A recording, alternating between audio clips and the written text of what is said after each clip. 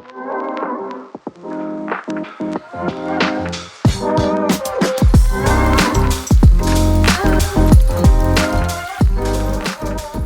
guys, welcome into the show.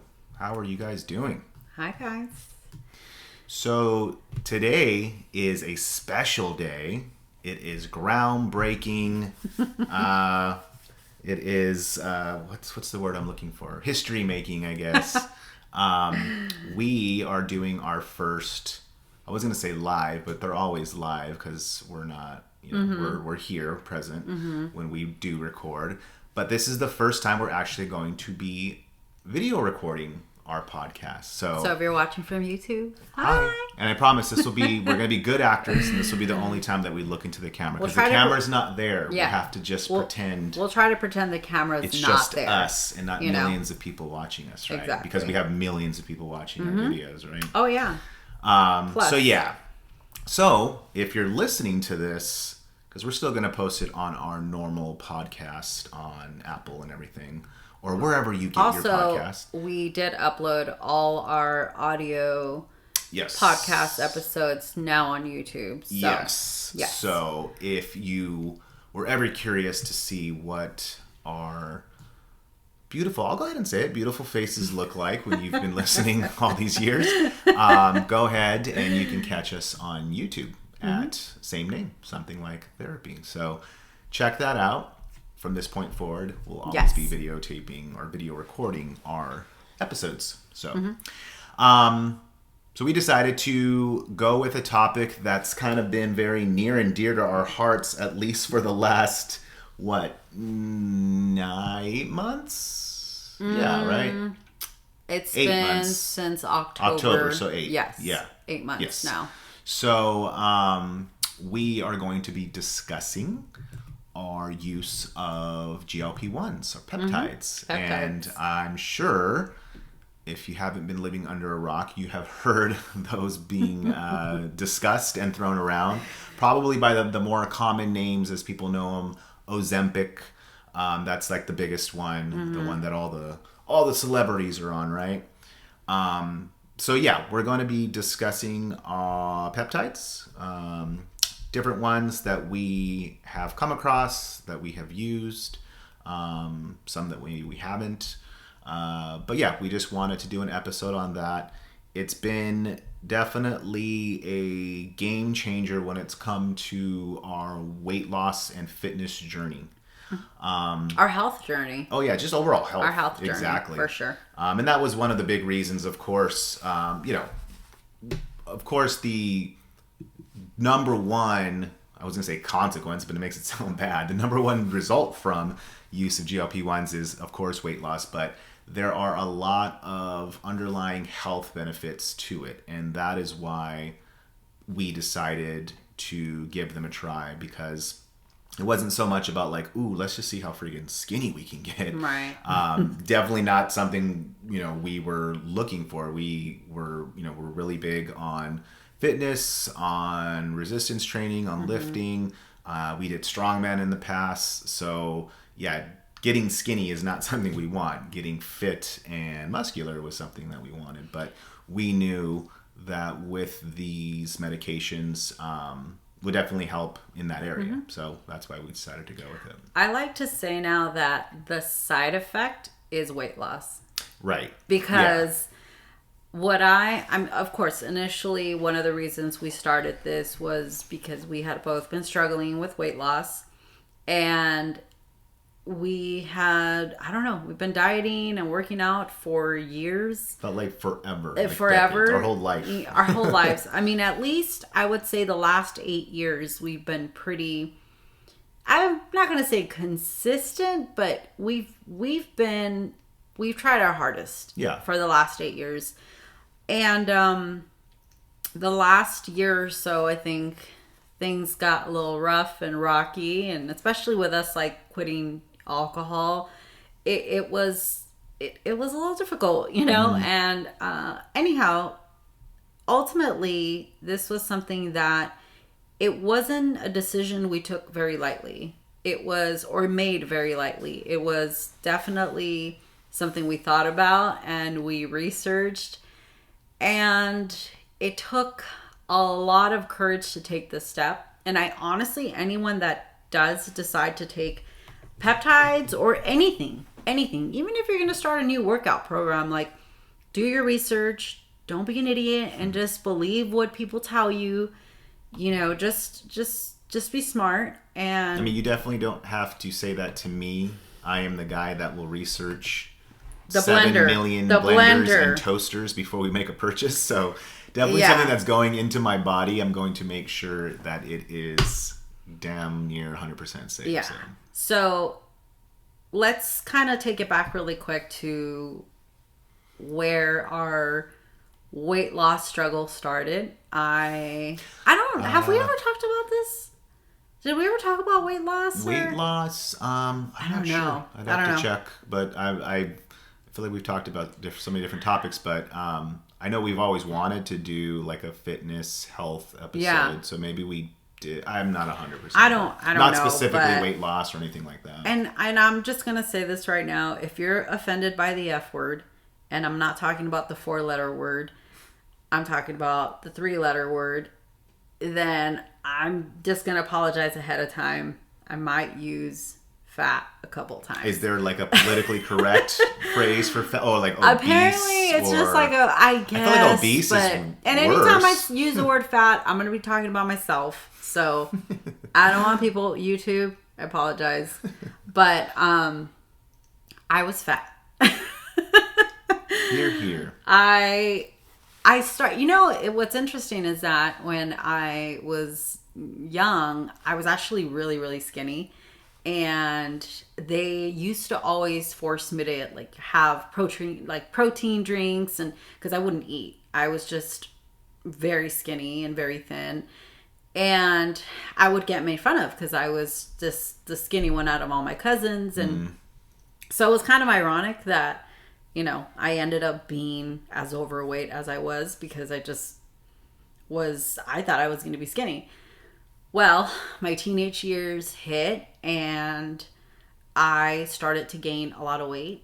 And I don't know. I mean, I'm pretty sure I've always struggled with like hormonal issues, and I've always had just issues with my cycle and all these things. Sorry guys for the men out there, but I just want to say what affects women as far as weight and all that. You guys have a lot more things going on that affect Which your weight and mood. And wait to make an episode on that because that's going to be so fun. Anyhow, I know I've always struggled with, you know, just hormonal issues. And I gained weight very quickly and very easily. And that has been my struggle since my teenage years.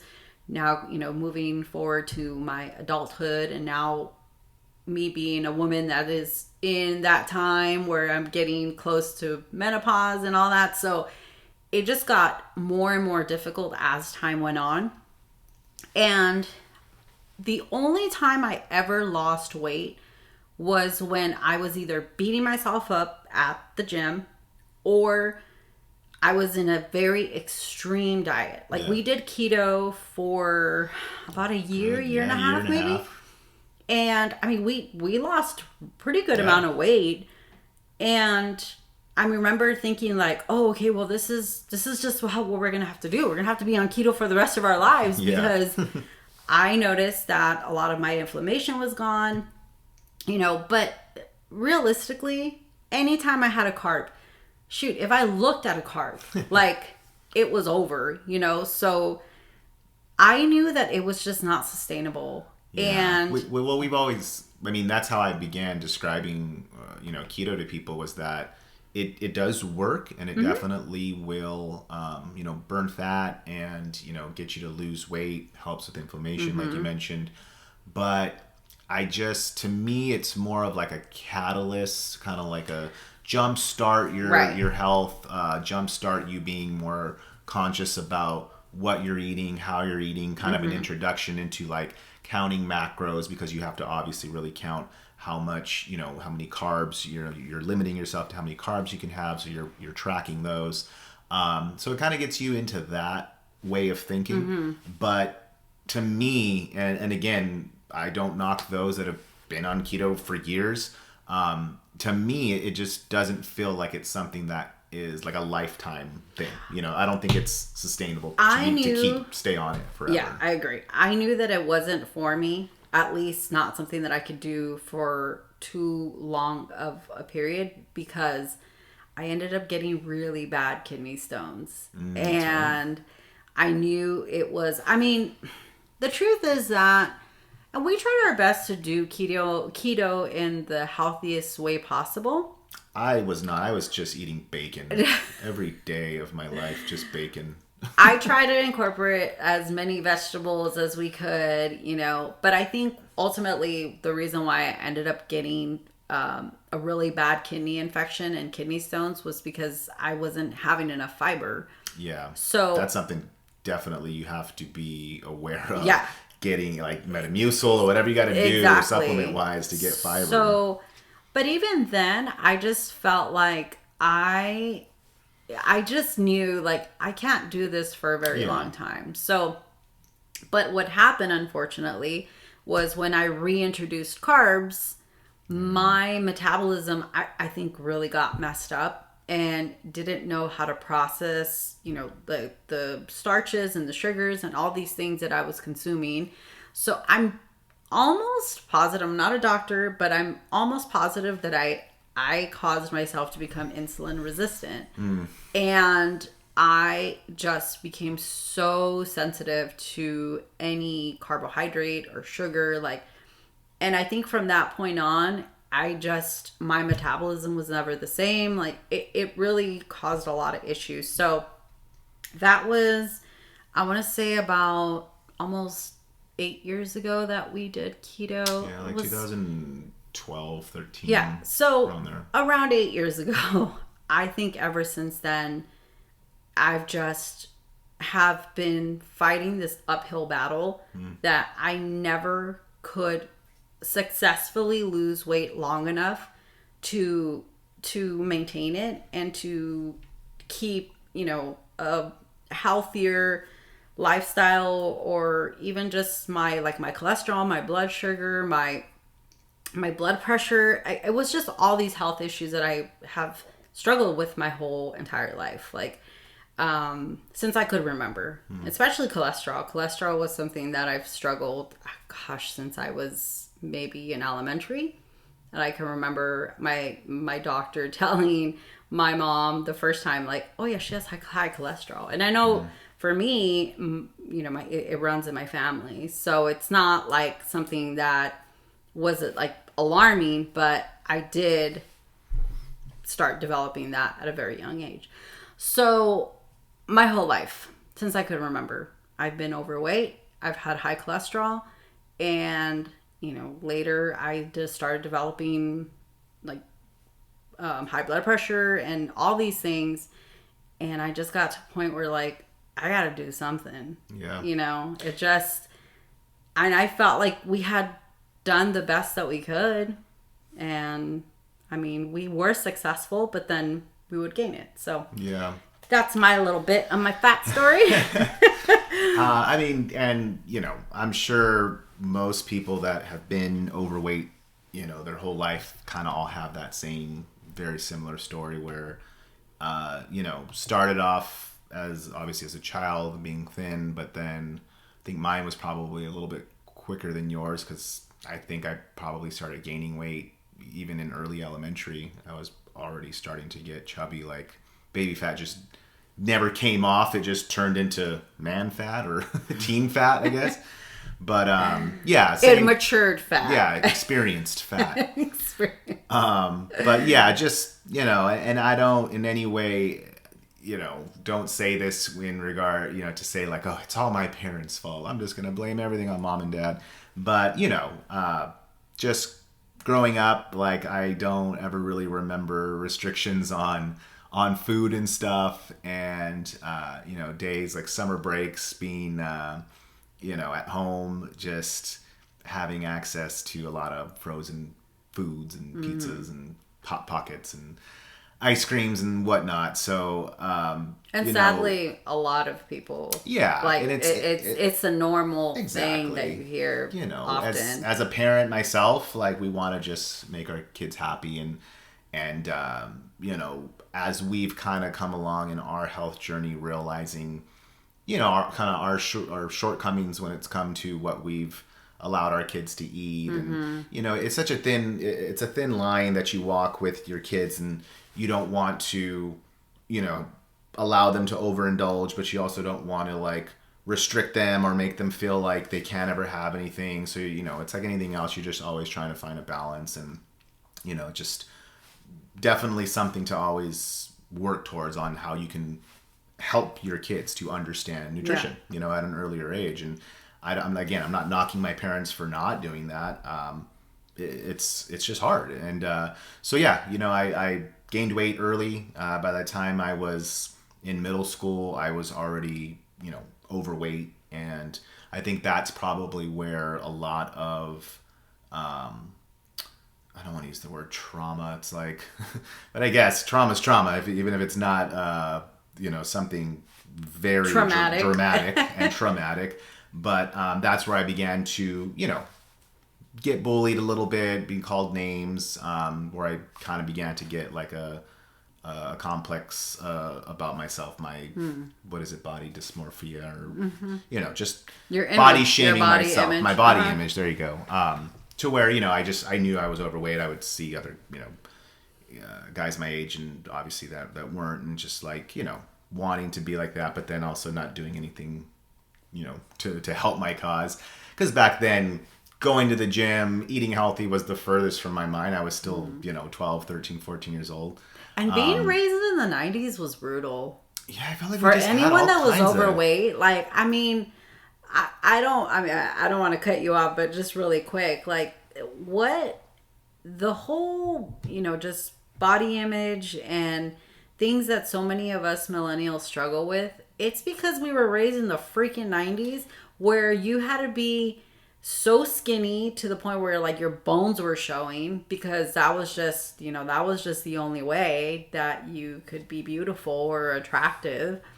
And how the body positivity movement didn't start until later. So it was brutal. A lot of us dealt with a lot of shame and a lot of bullying, because it was like the standards of what beauty or being attractive were like very just unreachable, unrealistic. And and for my younger listeners out there, need I remind you that the 90s saw the invention of stuffed crust pizza.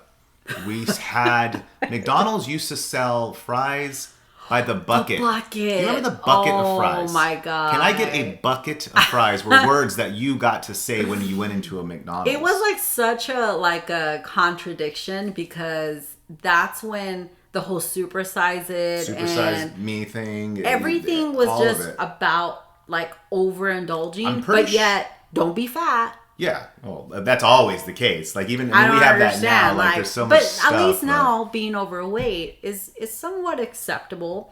I think it's starting to shift. I think we're starting to see. We'll talk about that maybe a little bit later or in another episode. Yeah, but you're right. Definitely that's beginning to shift. But yeah, like it was just brutal for a kid. I mean, and I'm not 100% sure, but I'm pretty sure the Big Gulps also started in the 90s, right? Unless that was the 80s. Well, maybe late 80s, early 90s. Yeah, so it's just like it just there was just so much to consume, and we're not even getting into like the different candies and stuff, but anyways, it's were bad set now. up. Yeah, that's just what we'll say. We were set up, man. So yeah, that just kind of continued on throughout my teenage years, and then it didn't get better when I became a teenager and started going to high school, where guess what happened in high school? Let's go start drinking beer, and let's start drinking alcohol. And what is this? What is this? This green substance you are putting into a pipe or rolling? Yeah, so it didn't get better with the partying years, because that I was already not in the best shape, and that just kind of propelled me to another level. And then that just led into my 20s when we met each other, and your life changed forever. Oh yeah. But yeah, so just my whole life always struggled with weight, always felt, you know, and I know without a doubt in my mind that it pretty much, it hasn't been until very recently, which I wouldn't want to say like within the last like 8 or so months, within the last year, where I've begun to understand like, oh, so this is what confidence feels like. This is how I should feel as a man in my body and feel comfortable in my body and like, you know, proud of myself. Like I could never have said that before, just because I always looked at myself as fat and weak and just, you know, not attractive, not good looking. So yeah, definitely that is something that comes along. I mean, with, you know, losing weight, with, you know, getting fit, getting healthy, is that confidence that comes. And honestly, it really is, I want to say, like, I mean, because like Jess mentioned, we tried and did so many different things, and we would have success and we would get, you know, lose the weight and get strong, but then we would just fall back into things. But this so far has been a way that we've lost weight and have kept it off, and now have begun to really see what our bodies are transforming into. Like this is something that we've never seen before, and I really don't think we would have gotten there without like the kick in the butt that peptides kind of gave us to move along. Yeah. So I want to talk about real quick. Okay, so before I get into that, I want to talk about how we started taking peptides. So I have a really close friend of mine that had been taking it. I think now at this point she had been on it for about 6 months. And I knew she had mentioned that she was going to start taking peptides. And I was like, I don't know. Like, it sounds, and I'm going to be real and honest. I thought it was cheating. I thought because we had been doing it for so long, and we had successfully lost weight, but we just were never able to maintain it, right? So I was just like, no, this just, I don't know. It didn't seem right. I remember when you had mentioned to me and described how it's taken and how it's injected, and I was just like, oh no, like, yeah, that's, no, I don't yeah, think it just didn't, I mean, we judged it. Just plain and simple. We judged it. We didn't understand like it. Like anything else, when you don't understand something, you judge it and it's just like, right. Yeah, it's you wrong, dismiss it because it's just like, oh no. You know, we were still very much about like, no, we're trying to do this. It's hard, but we're trying to do this as willpower natural as possible, right? Mm-hmm. Okay. But I had gotten to a point where I wasn't just struggling with just weight. I was starting to deal with other issues, and I mentioned this in other, episodes about the inflammation that I was starting to experience. Joint pain. And something felt off. I just always felt like I was swollen, and I just felt horrible all the time. And at this point, I had already kind of started slowing down on drinking because I knew that alcohol was a big part of the reason why I was struggling with so much inflammation. But I knew I had slowed down. So I'm like, okay, well, I'm trying to make all the changes that I can think of making to cause this inflammation to, begin to lower. But it just was, I wasn't getting any relief. So anyways, fast forward, I just one day woke up and I was just like, you know what? Screw it, dude. I'm just going to do it. Like, I did some research and I read on it for a few weeks and I was just like back and forth. The only thing I knew was that I didn't want to do Ozempic. And I just, because so many people were having gastric issues, and I was just like, I just don't want to do Ozempic. So I had heard about another peptide called tirzepatide. And the results were a lot better as far as, as far as like gastric issues, and the food noise reduction was, which I can't wait to talk to you guys about food noise. But all the things that were contributing to obesity, tirzepatide seemed to have much better results. So I found out that that's what this friend of mine had been doing. And just a little disclaimer, we did not go through a provider for this. We did our own research and we decided to go the route of research peptides. Okay, so just let you guys know, do not hit us up for where did you get this, because we're not going to respond. You guys are grown people. You can do your research about research peptides, and that's all I'm going to say to that. So anyhow, we decided to go this route, and I told Derick about it, and you were like, hell no. Have fun with that. Have fun with that. Have fun growing an ear out of your forehead. And I was like, you know what, dude? I'm to the point where I don't know what else to do. And we had just stopped drinking.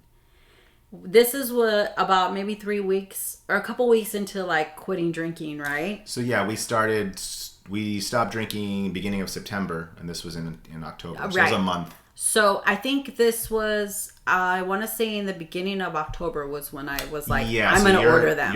You began like the second or third week of October, and or second week, and then I was right after that, so third week. So really quick, when we stopped drinking, my sugar cravings were so crazy. Yeah, for sure. And this is one of the things that I think when you don't hear a lot about, or maybe you do, I don't know. I didn't know though, was that when you stop drinking alcohol, you crave sugar. Luckily, you didn't really get that, right? Like you didn't really get too many cravings. Yeah. I don't know why. I'm already a sugar person. Well, you're a sugar person. I mean, you love candy and that kind of stuff. It got to the point where I know that you were like hiding candy for me, and I would go crazy looking for it because I was just like, I wanted nothing but sugar. So naturally, my weight started to creep up pretty bad. And that's when I was just like, you know what? I got to do something. Yeah. The cravings are so insane. I mean, I'm pretty sure it's because of what I was going through with, quitting alcohol. But I think even then, I mean, we were under a lot of stress. We had just moved. We sold our house. Like, it was just a lot of things going on. So it was just a lot of quick and big life changes that brought on a lot of weight. Yeah. So I think I had gained about maybe 15 pounds, almost about 10 to 15 pounds since we had moved here, and it had been about a month or so. So I decided to order this, and I started. I started in the middle of October, and within the first week, I dropped 7 pounds. I mean, I remember. I was like, what the hell? I mean, it was water weight, which I know because I was retaining a lot of water, and, so not everyone has those results, but this is how much inflammation my body was carrying. So that changed your mind. Yeah. And immediately you were like, okay, let's order more. And you started using the vial that I had ordered. But what I realized, and really quick, I want to talk about food noise, because the first thing that I realized, and I thought, oh my God, this medication is a freaking miracle. Like, it is sent from God, and you guys know how we feel about that word. But I remember the first time you and I went to go have breakfast, and this was like, I think on the third day of being on tirzepatide. We went to go have breakfast, and I remember sitting there and just being so present. Just so present. I didn't care about my food. I didn't care about what other people were ordering. I didn't care about when my food was going to come out. What did that person order? What's that over there? Like, I didn't realize what food noise was until I didn't have it. Because what I realized in that moment was that food was on my mind all the time. From the moment, most people, yeah. The moment you wake up to the moment you go to sleep, it's food. It's just food. And I don't know why. For me, I never considered myself someone that struggled with food, which is ironic because obviously I struggle with weight, right? So I found out very quickly that I had an issue with food, and just being able to be present and not feeling like food was taking me away from a moment that you and I were having, even if it was just breakfast, right? But being able to be there and sit with you and have a conversation and be fully present was so weird to me, which made me sad because I realized that there's been many times that we would go out, whether it was alcohol or whether it was food. We were never fully there with each other because there was always something else pulling us away from the moment, right? Yeah. Which I also, really quick, because I want you to share your experience, but this also helped me with the alcohol cravings, which I know that they're doing a lot of research on this where they want to use this for people in recovery because it does work. And I don't know if I would be as far as I am now in my sobriety if it wasn't for peptides. Yeah. And that was one thing that just fascinated me, like, because you explained how the peptides work, how GLP-1s work, what they do, the different ones, different, areas that they affect or that they help or whatever. But it was fascinating to me that something could have an effect in the body, like physically, in regards to like, inflammation and helping different organs and things like that. But then it also worked on a, kind of like a neuron level in the sense of like stopping those food, like you said, the food noise, stopping your brain from sending the signal of we need food or we're hungry. That's where I was like, whoa, that's crazy. And to just think like something like it's a peptide, it's something that, that we have inside of our body. And so, yeah, it was just really weird to me. And I remember when I told you that, oh, now I get what you were saying about the whole food noise thing, because your appetite, you just don't feel hungry or as hungry.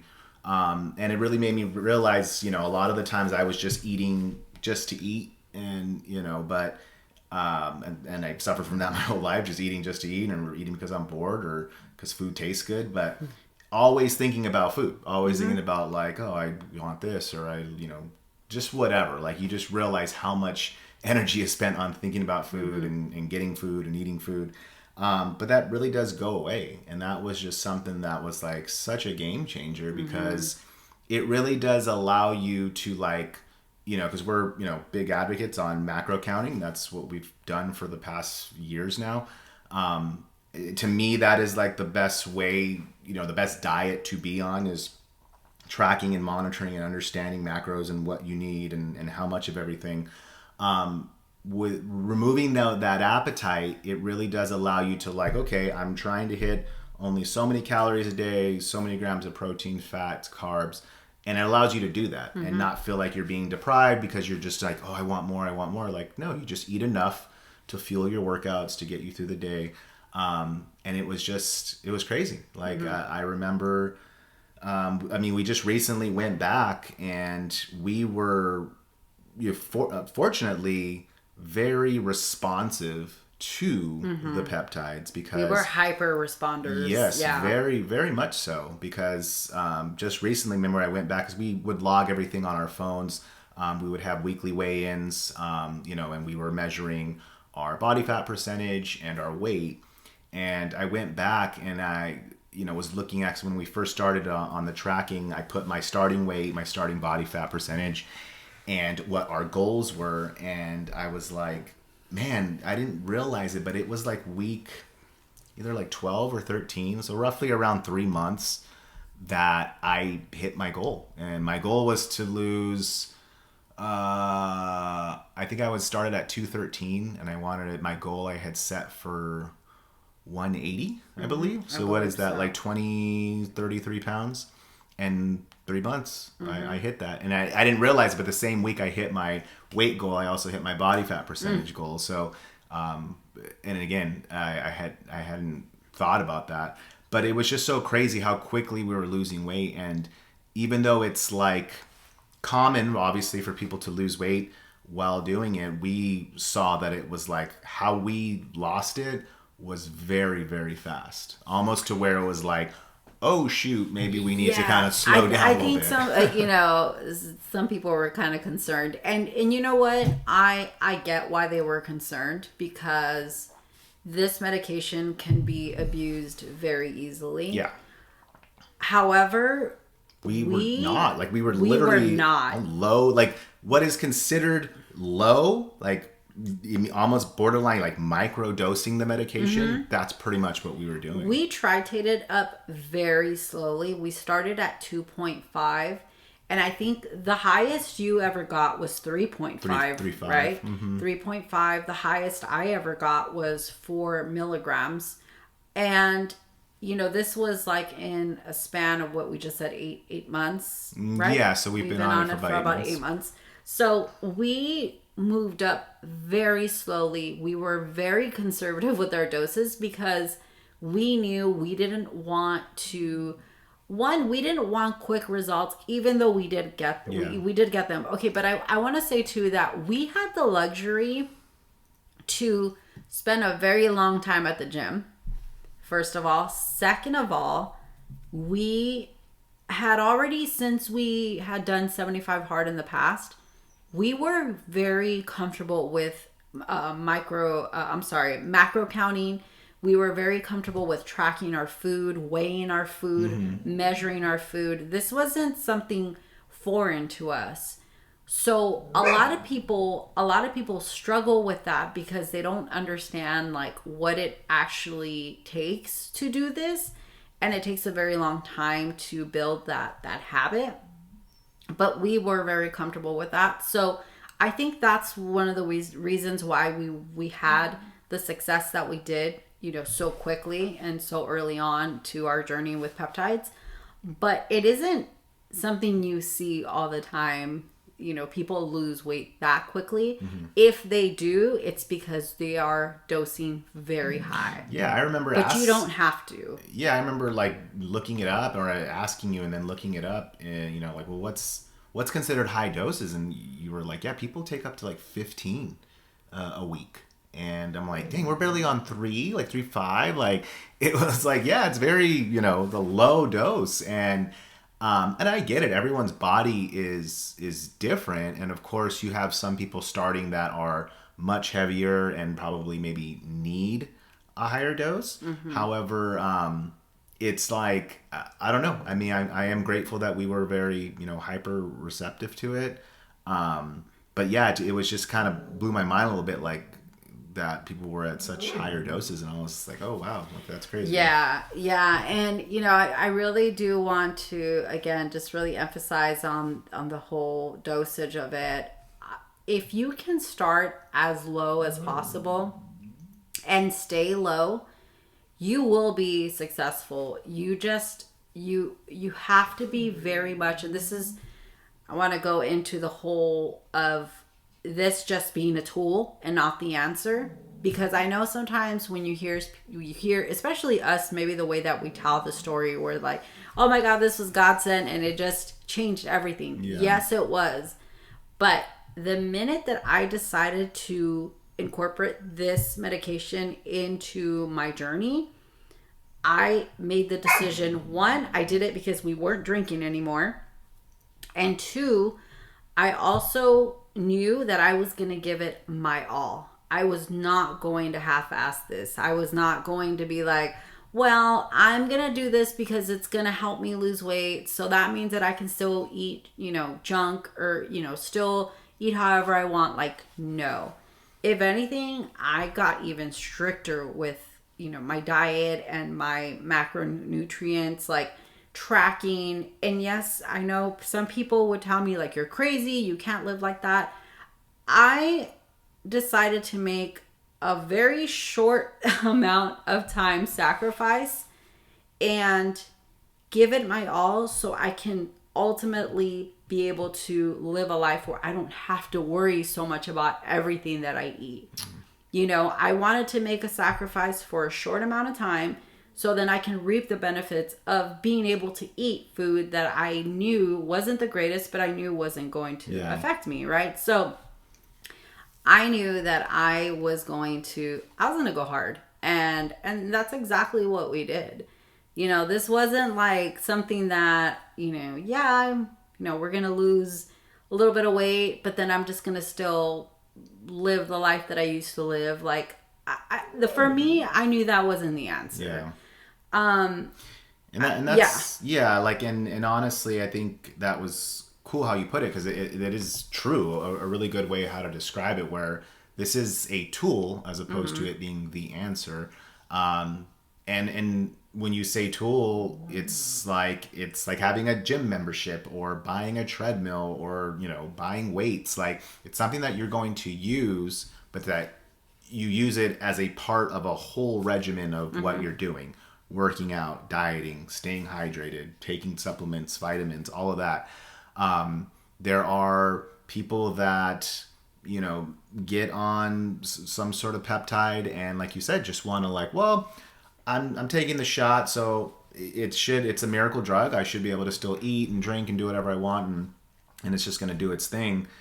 It's not the case. And again, like, I know we wanted to discuss a little bit, like, the stigma and everything around peptides and why people are so against them and consider it cheating. And even though that blows my mind as to why someone would get so angry that someone's actively trying to lose weight and to get healthier.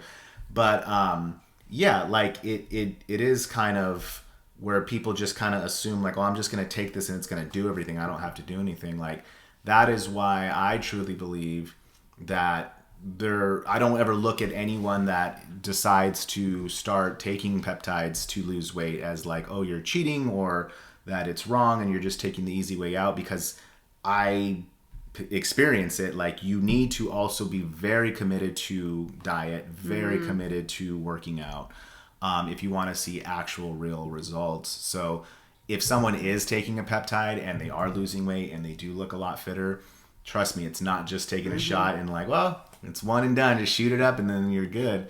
There's a lot of work happening behind the scenes with that. So, but yeah, it's definitely, and I know we'll touch on that a little bit more too, with like the whole how it's being perceived and kind of the debate back and forth on whether it's okay or not. And I think a lot of it, and I think a lot of the reasons why people have the opinions they do about, you know, these particular peptides, especially peptides that are, you know, around, you know, losing weight and whatnot, because a lot of people do misuse them and do abuse them.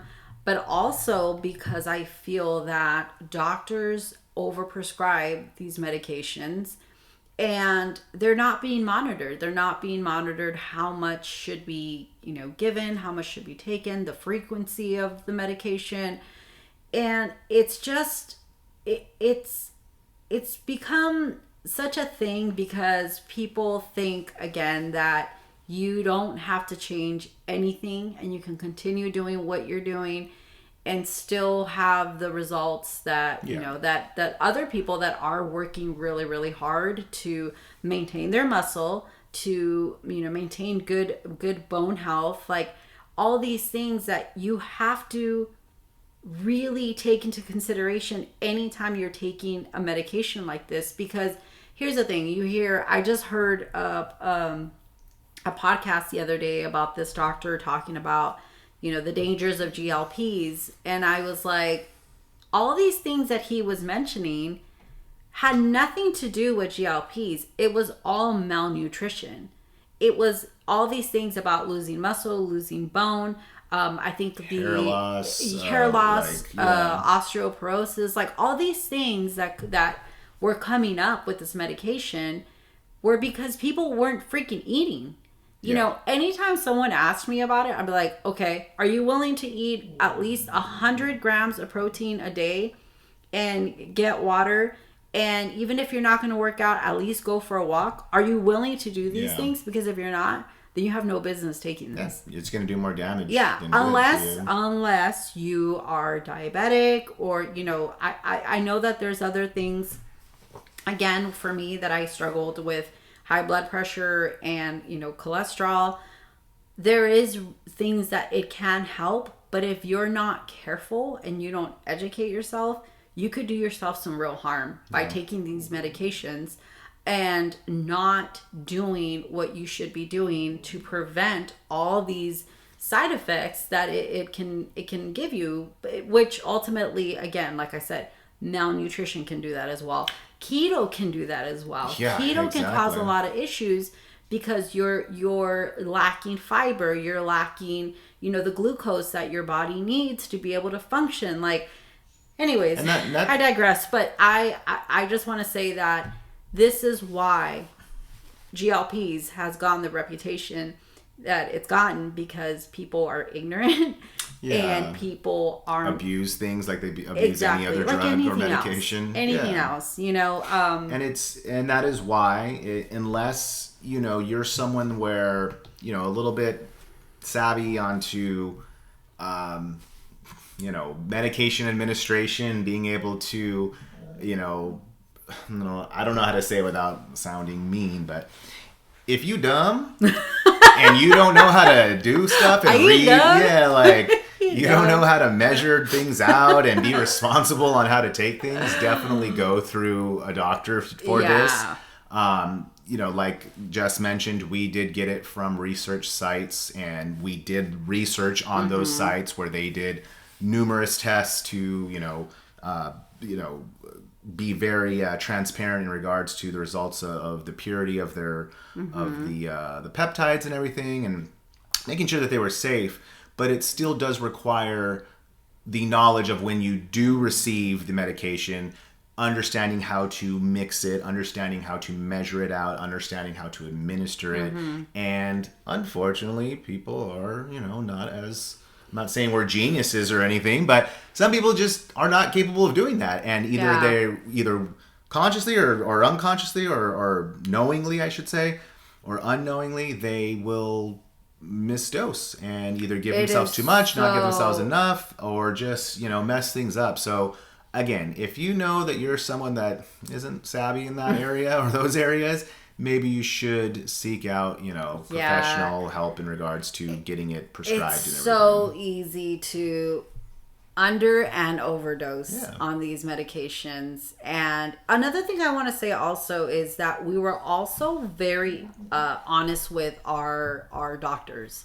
So I let my doctor know immediately, I'm taking this, and we got lab work done. Full lab work to make sure. Luckily we have doctors that were supportive, and they're like, okay, we'll check your blood work, we'll keep an eye on it. As long as you're doing your research, then I'm going to trust you, that you trust who you're getting this from. So you don't have to be afraid to let your doctors know, your general doctor know that you're taking something.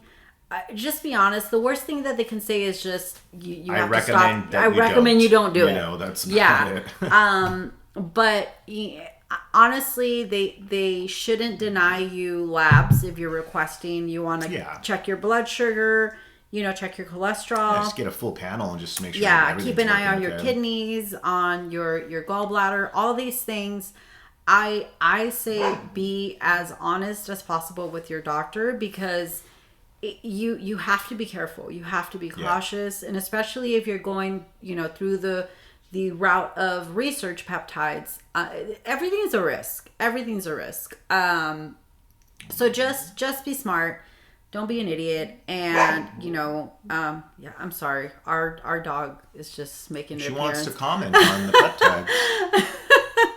Anyhow, I just want people to be safe and to educate themselves. Again, anyone that comes to me and asks me, I immediately I open with those 3 questions.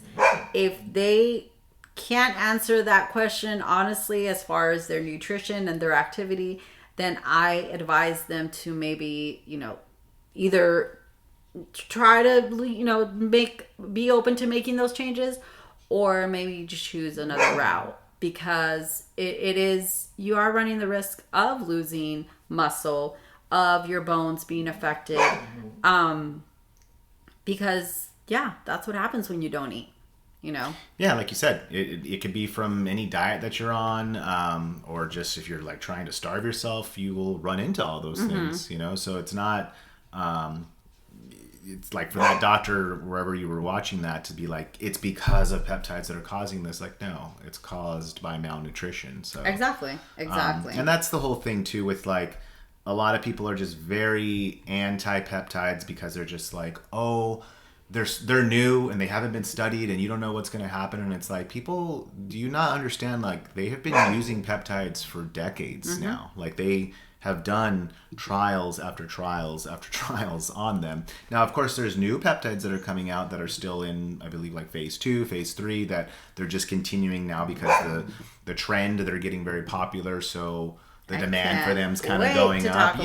So yes. There's different ones that maybe we'll do a whole separate episode on the differences and everything. But the cool thing about being on research peptides, I'll just say really quick, is that you get to kind of get first little glimpse into peptides that are going to be coming out. So I'll just leave it at that. But we're excited to share our experiences with, many peptides. So. Exactly. And again, it's just like anything else that you're going to start. I mean, if you're going to put something in your body, do the research on it. Yeah. Make sure that, if you're going to take what kind of results freaking supplement. I mean, we started taking, I think it's called boron, right? It's something to help with like natural testosterone levels. Yeah, use of testosterone in your body. And, we read on it and we researched it, and there is some risks that come with taking boron. So you have to know how to cycle it. You take it every so often, and then you take a little break. So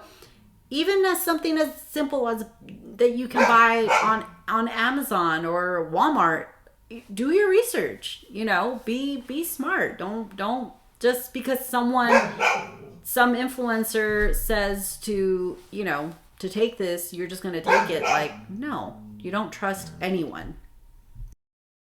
I guess again, when you begin to lose weight, begin to get stronger, it really does unlock like a confidence in you, and it allows you to kind of see the progress that you've made that you never were really able to see before. And that's something that I know I've now just barely begun to see. And honestly, I think I wouldn't have been able to do it without peptides, because it wasn't just a matter of it helped me to like, it just made me lose weight. Like, I think the whole concept of the whole removing the food noise, curbing the appetite, it really allowed me to get rid of the bad habits that I had with eating, overeating, wanting to eat bad, all of that. And allowed me to create new habits without always constantly thinking about food, constantly being hungry. I kind of started the habit of getting used to eating only so much, eating just enough to fuel my workouts, fuel my day, to where now, and even as we began to kind of ramp down and go on like what's called maintenance doses, going back down to like 2 milligrams of a peptide, it really just allowed me to see that even without the little bit higher dose where it's curbing more of my appetite, I just naturally was like, well, I don't really feel like I want to eat anymore. Like, I'm okay. So, because like they always say, it's, when you go on a diet and you lose weight, it's not so much like anyone can go on a diet and start to lose weight, but ultimately it comes down to, it's a lifestyle change that you have to make. You have to change your relationship with food. How you see food, what it's used for. It's not a matter of like you have to give up everything. Like, no, you just have to find a balance. And that's the kind of the change that I feel I was able to make with peptides, because it gave me a chance to like calm down that food noise and allow me just to like build a whole new different relationship with food. Yeah. And that's just something that I know like forever I will have. And I know that if I were, to remove the medication from my life, I'm confident that I would be able to maintain the weight that I'm at and maintain this new relationship I've created with food. So it's just definitely been such a like, I know we said it's a tool, but it really has been the answer. Like just the answer I've kind of always looked for, my whole life, and with trying to battle against. I want to say something dead. real quick before I give just what I feel like these peptides have done for me. And what you just said about removing it and continuing this, the healthy habits that you build. I agree. I feel that if for some reason just this medication were to be wiped off the face of the earth, I feel that we have gained enough knowledge and also understanding of how much food we actually need versus how much we were consuming in the past, and I agree. However, I do feel that, and this is for the people that think that this is like you can get on this for 3 months and then get off of it, thinking that I'm going to hit my goal weight and then I'm going to get off of it. I don't believe that is a smart thing to do, because this medication does more than just help you lose weight. This medication helps with a lot of, hormonal imbalances. It helps with, inflammation. It helps with the cognitive, just the way how we think. And it's if you do your research on what this medication really is, you'll think about it before you consider taking it for only a short period of time and then getting to your goal weight and then getting off of it, because I don't think that's how it should be used. And I know that's not what you were saying, but I'm just saying that for me, I feel like this is possibly something I will be on for the rest of my life. Even if I'm on a 0.5 milligrams, right? Like I just feel that it's doing more than just curbing my appetite, right? Like this is further than that, because I'm getting to the point now where I don't want to rely on the medication to suppress my appetite so much. I'm using it more, if I notice that my inflammation is starting to pick up a little bit, then I might reconsider either taking it a little bit more frequently or, upping my dose, or, luckily I haven't had to do that.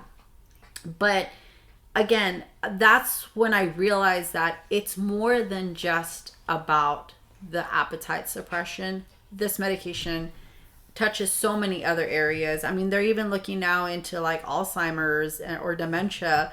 It's especially in women that it is helping because of the inflammation. So anyways, again, we're not doctors. We're not in any way giving medical advice. But I'm just saying that this is why I think it's becoming the issue of, how people are using it, because, they think that it's just solely for weight. Yeah. There's so much more. But I just wanted to say that because I do feel that, and I know, again, I know that's not what you were saying, but if we were to get off of this, I do feel that we have, developed some pretty good healthy habits because we had to, right? Yeah. We wanted to add this to our already healthy lifestyle, and now we get to reap the benefits of the medication, right? So we were already doing that, but again, I think it not only helped us with controlling our appetite or being able to stick to our macros, but I think it really did changed the chemistry of our brain. For sure. It just it did something that I can't quite put my finger on it, but I really do feel that it changed something within us, actually chemically in us, that we now, I feel, I'll speak for myself, I feel like for the first time in my life I was able to prioritize my health. Yeah. I really truly believe it did something to the way that I think, to my brain. And I think there is some research on it. I didn't have time to look it up. But before I go on a rant on this, I just want to say I feel that what it did was completely shift the way that I think and see things. And I can't remember who I was talking to, because they were asking me about the medication. And I told them, you're gonna start seeing things through a completely different lens, and you're gonna, for the first time, see what's actually important to you.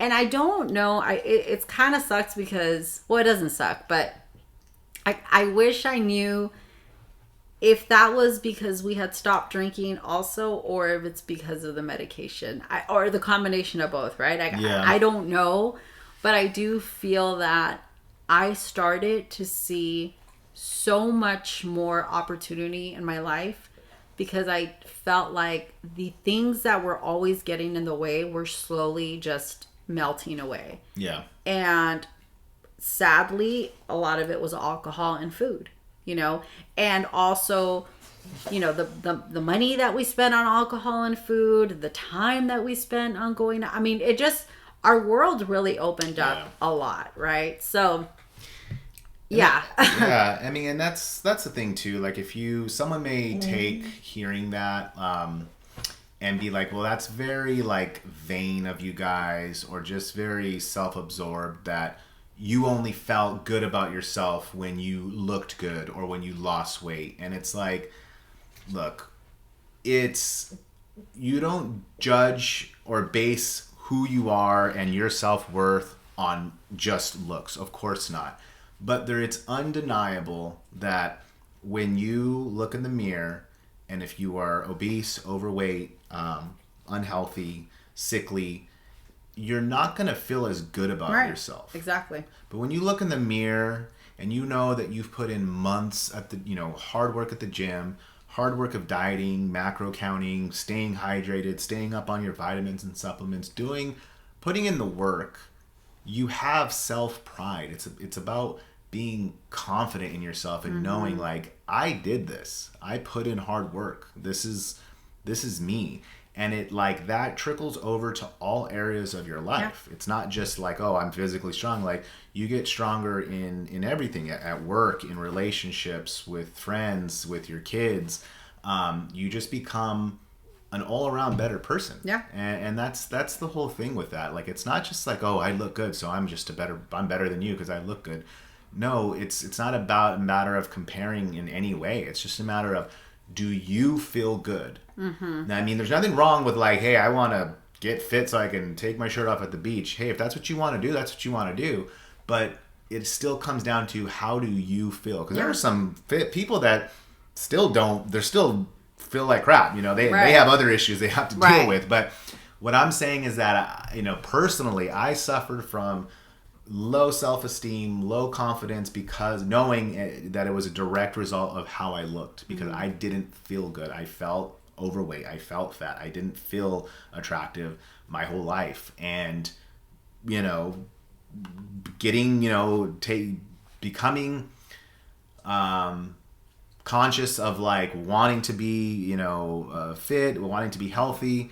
It's like, again, it has unlocked something in me. It's released something in me to where, like, I'm beginning to understand, like, oh, this is how I should have been feeling my whole life. Right. And one thing I did want to mention or comment on what we were talking about, like, being on the medication or getting, if we weren't around and you had to get off or something, it reminds me, because we came across that video, forgot where it was from, but they were asking, like, do you believe obesity is by choice or is it a disease? And that really does speak to, like, the, why I believe peptides are so important, because you wouldn't go to someone who suffers from alcoholism and says, like, oh, you're just an alcoholic by choice. Like, alcohol and being an alcoholic has been proven to be, it is a disease that people have. It's in their genetics, it's in their it's just in them, where they're more susceptible, and how they handle alcohol and how they crave alcohol and how they need it is very different from how other people might, that are able to have a few drinks here and there and not go on a 3-day binge. It's something in their minds.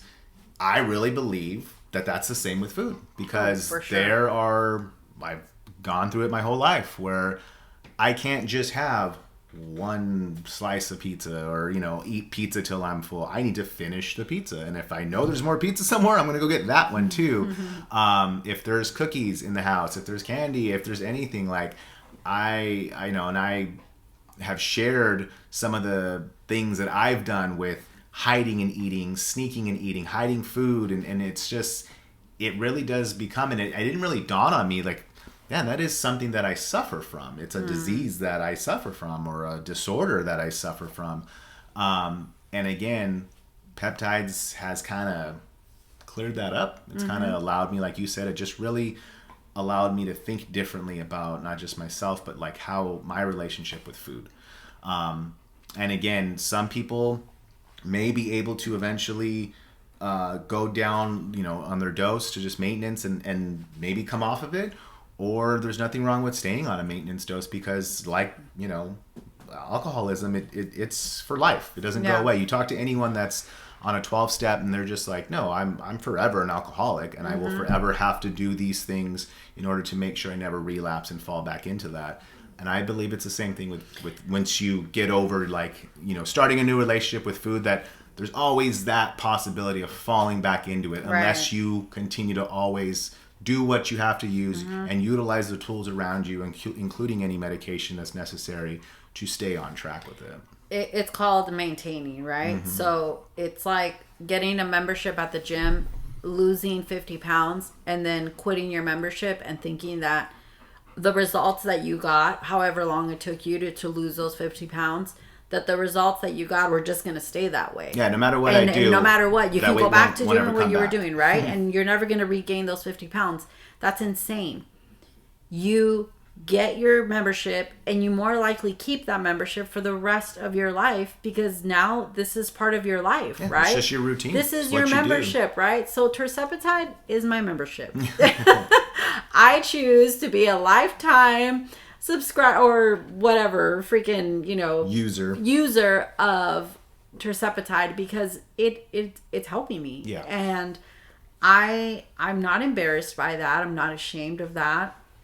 I just feel that it's just going to be part of what I am already planning to do, in the future, as far as my workout routine, my diet, how I go about, when these life changes begin to happen, especially as a woman, like, this is just part of what my life is going to look like in the near future. And I'm not embarrassed or ashamed to say that, this Terseptide has helped me get to where I'm at. You know? But again, I just feel that, the more that you read up on this, you're always going to hear the pros and cons, right? Because there is cons. Cons and pros and cons to anything and everything that you can do in life. There is. And you know what? I'll just mention a couple of the side effects. We got some headaches, in the beginning. Sometimes when we increased our dose, we would get some headaches, or if we got a new provider of peptides, you can experience some changes.